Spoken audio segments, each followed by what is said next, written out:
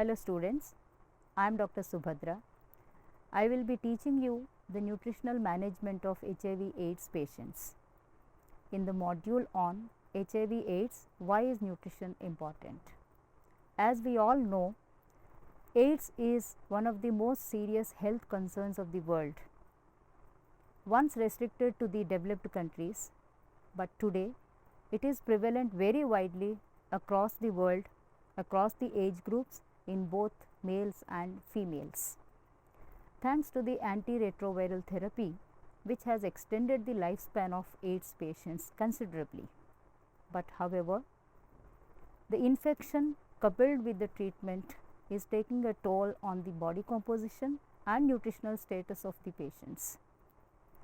India stands third in the countries harboring the highest number of people living with AIDS, which is really alarming.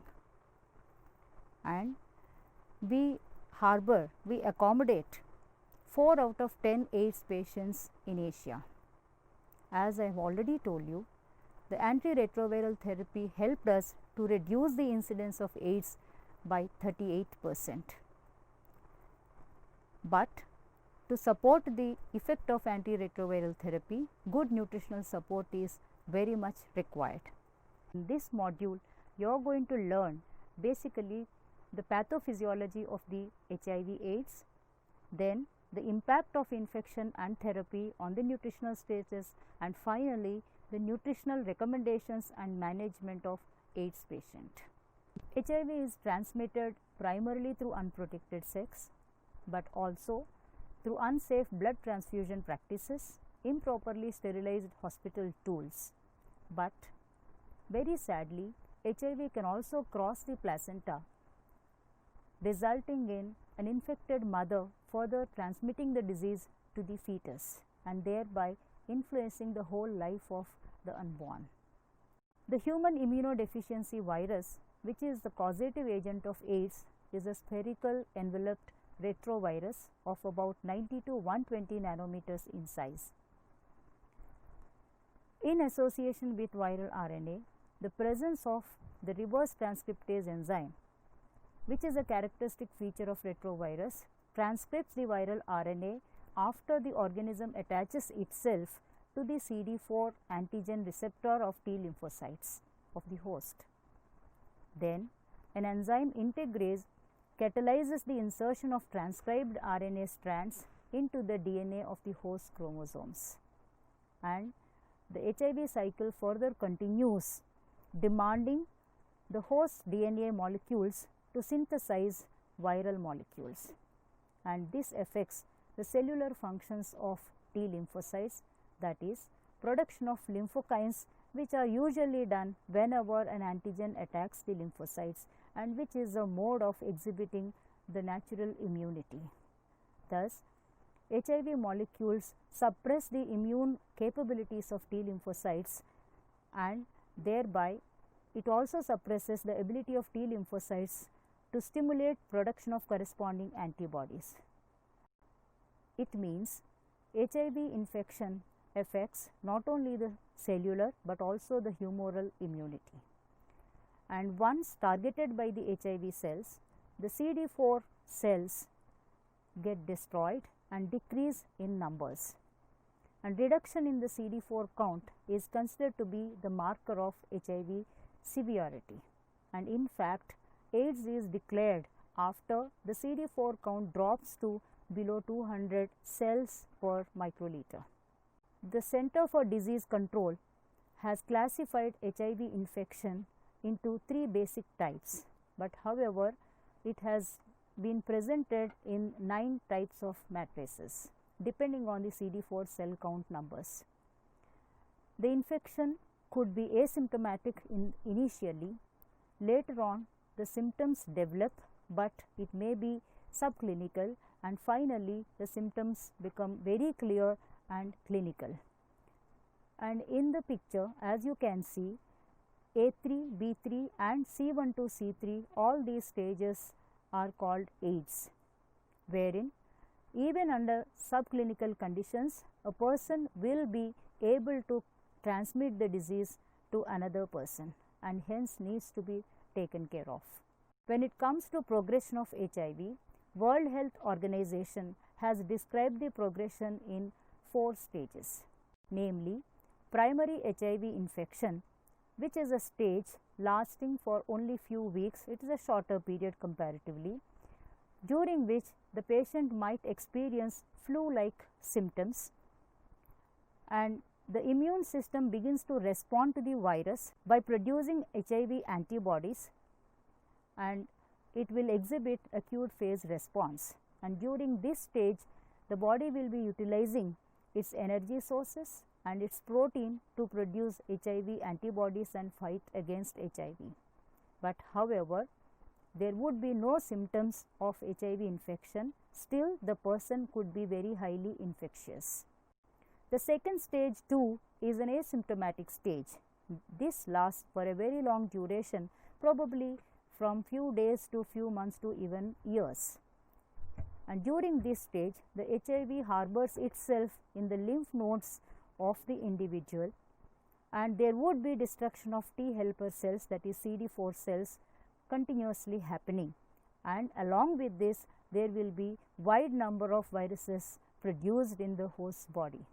And the third stage onwards, the symptoms of HIV infection begin to appear through swollen lymph nodes in various parts of the body, persistent cough and cold, and gastrointestinal infections, along with very few opportunistic infections.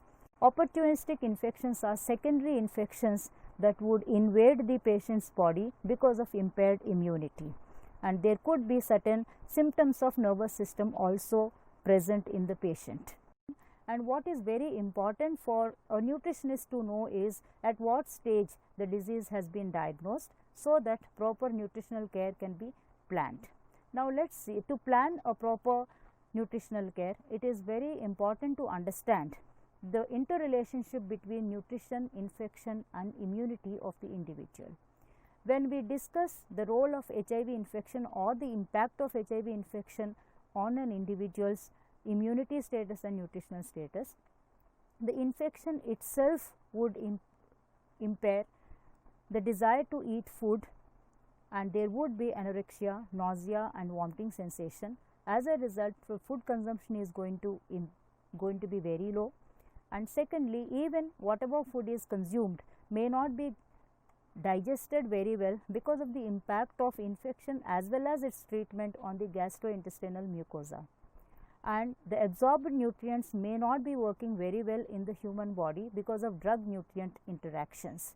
So, ultimately the person would remain undernourished, and generally the HIV patients resemble the protein energy malnourished individuals. The vulnerability of the patient to opportunistic infections further increase because of the poor nutritional status, and especially related to the protein and amino acid deficiencies. Hence, identification and monitoring the treatment of malnutrition at early stages of HIV infection is very, very important. The nutrient deficiencies that would affect immune function influence even viral expression and replication. This leads to, which means the nutritional deficiencies will not be able to allow the individual to fight against the infection, and thereby the proneness of the patient to opportunistic infections would further increase. The effects of HIV on nutrition results in increased demands on various nutrients along with energy. The body utilizes the total body carbohydrate, which is stored in the form of glycogen, fat as well as protein towards providing energy to fight against the infection, and this increases energy demands in terms of all these 3 macronutrients. And secondly, synthesis of immune bodies would definitely require varieties of micronutrients including vitamins as well as minerals, and thus HIV infection poses additional demands on nutrients or nutrient consumption of the patient. As mentioned earlier, the HIV infection adversely affects the body composition of the patient also, which needs to be kept in mind while providing the nutritional support to the patient. The reason is the body protein would be broken down for the production of antibodies, and energy for the same would be supplied by from the adipose fat. So, there would be loss of total body cell mass, including muscle mass as well as adipose mass. Hence, there will be drastic reduction in the total body weight. HIV condition resembles a condition of starvation, and there will be loss of varieties of somatic and visceral proteins. A 30% or more than 30% of loss in the body weight would indicate higher rate of mortality in the patient, and hence the weight loss needs to be prevented. Micronutrient deficiencies are also very common among HIV patients, and anemia is one among them, and hence prevention of anemia along with supporting the energy metabolism through provision of higher amounts of B complex vitamins and other vitamins is very, very important.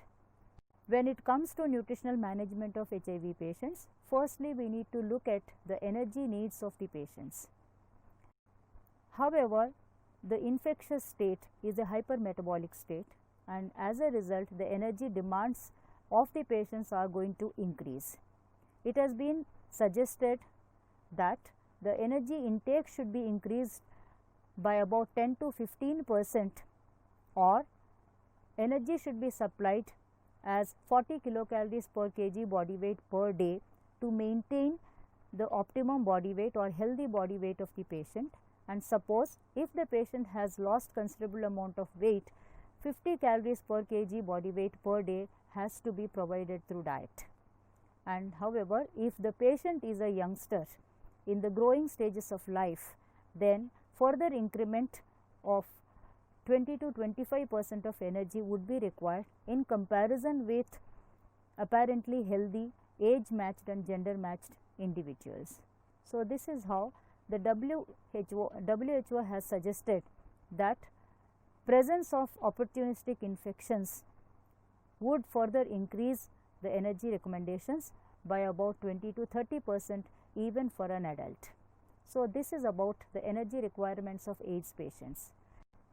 After energy, the macronutrient which needs to be given importance is protein. The reason is there will be very high loss of body protein in an HIV patient's body, and protein is very important to the patients to maintain the lost muscle mass and also to help him fight the opportunistic infections.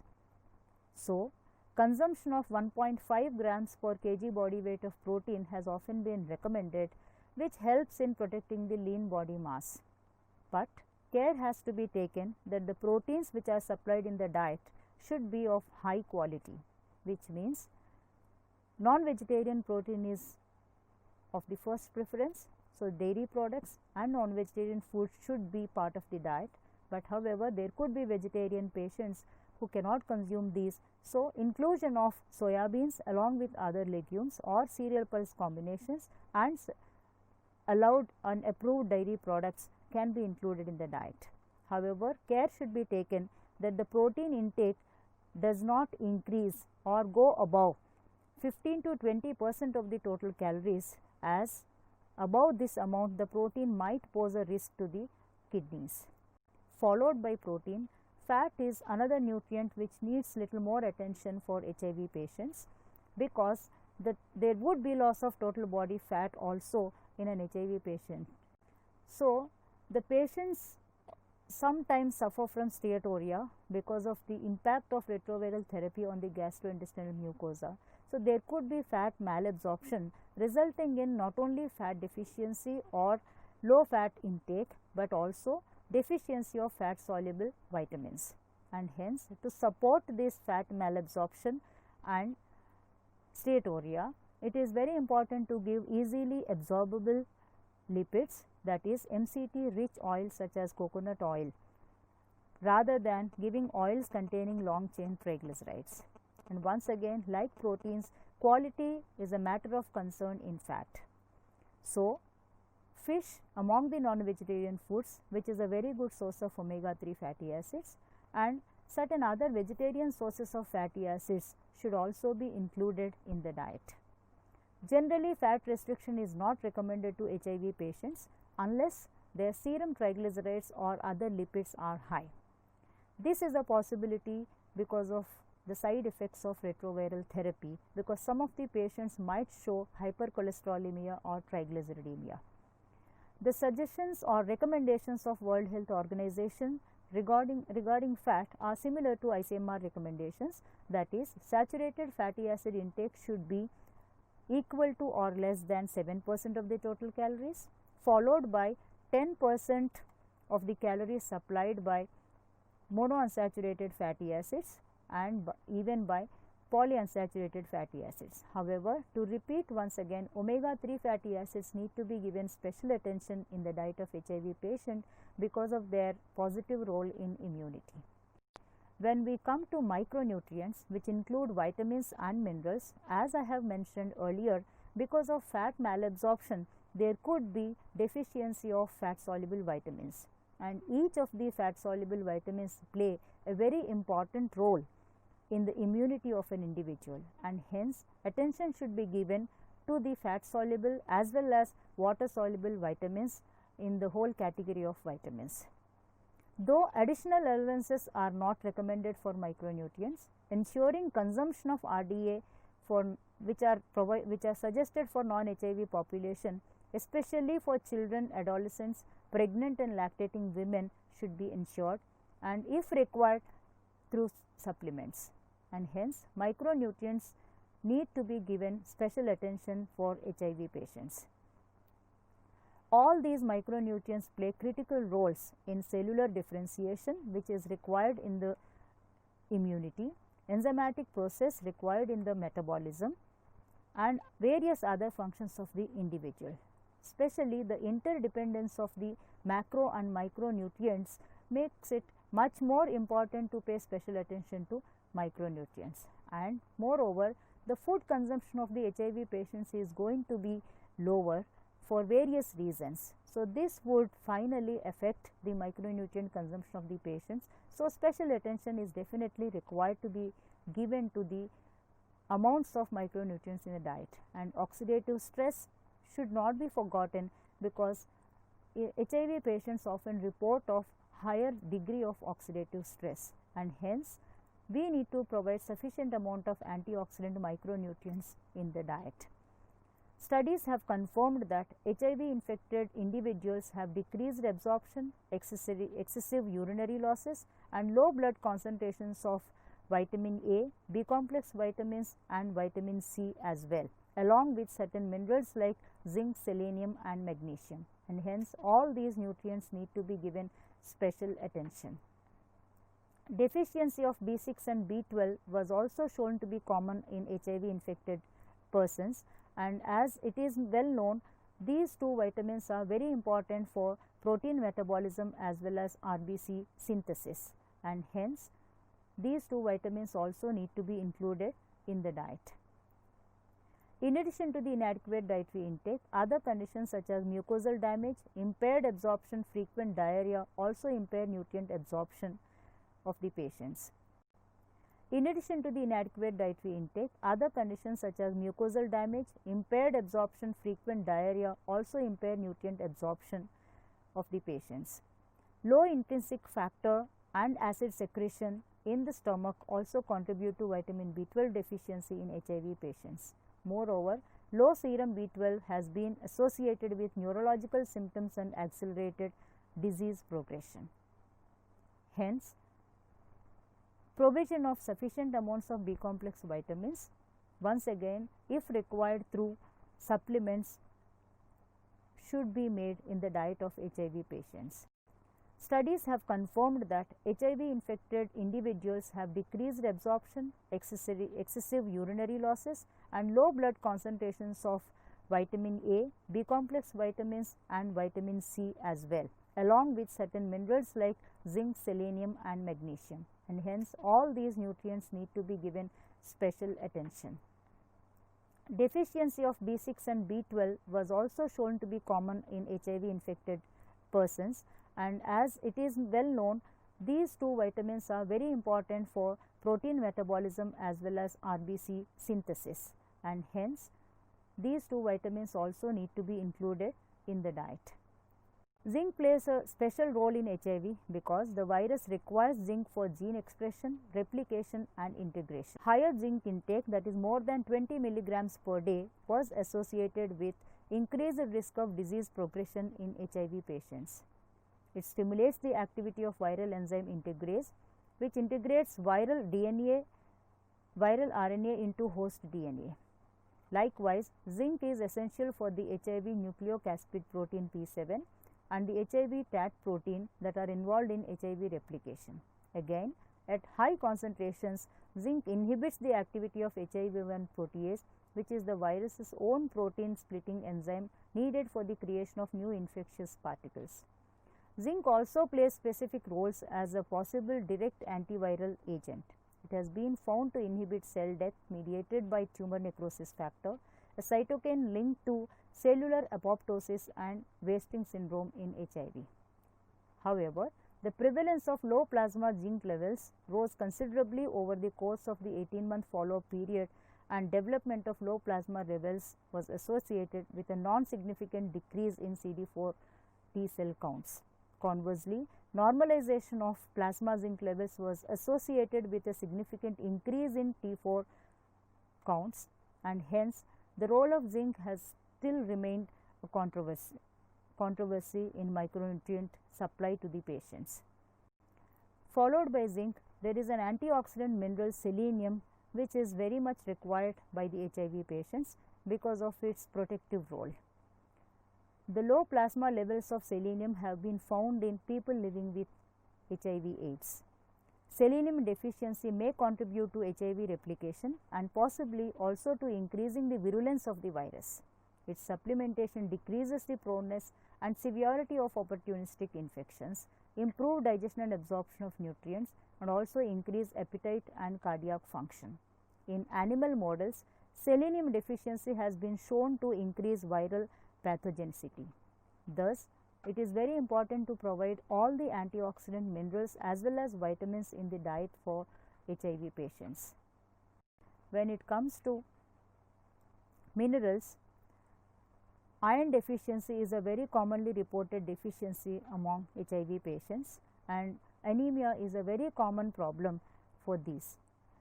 Hence, we need to provide sufficient amount of iron in the diet, which is in an absorbable form. That is, it is suggested that heme iron would be more useful for these patients, which is available only through non-vegetarian sources.